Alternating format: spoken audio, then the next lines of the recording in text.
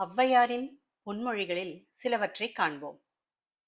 பாராத பயிரும் கெடும், பாசத்தினால் பிள்ளை கெடும். கேளாத கடனும் கெடும், கேட்கும்போது உறவு கெடும்.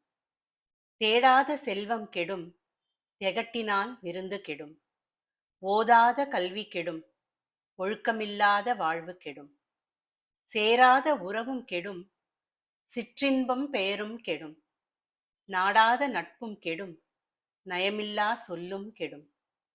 கண்டிக்காத பிள்ளை கெடும், கடன்பட்டால் வாழ்வு கெடும். பிரிவால் இன்பம் கெடும், பணத்தால் அமைதி கெடும். சினமிகுந்தால் அறமும் கெடும், சிந்திக்காத செயலும் கெடும். சோம்பினால் வளர்ச்சி கெடும், சுயமில்லா வேலை கெடும். மோகத்தில் முறைமை கெடும், முறையற்ற உறவும் கெடும். அச்சத்தால் வீரம் கெடும், அறியாமையால் முடிவு கெடும். உழுவாத நிலமும் கெடும், உழைக்காத உடலும் கெடும். இறைக்காத கிணறும் கெடும், இயற்கை அழிக்கும் நாடும் கெடும். இல்லாள் இல்லா வம்சம் கெடும், இரக்கமில்லா மனிதம் கெடும்.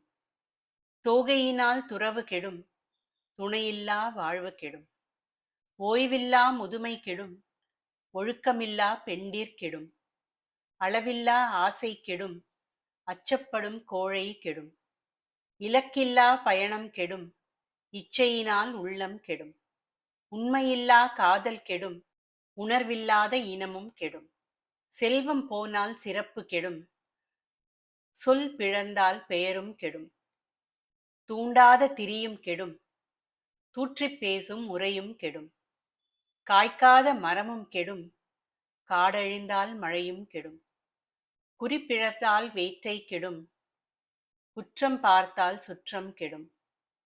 வசிக்காத வீடும் கெடும், வறுமை வந்தால் எல்லாம் கெடும்.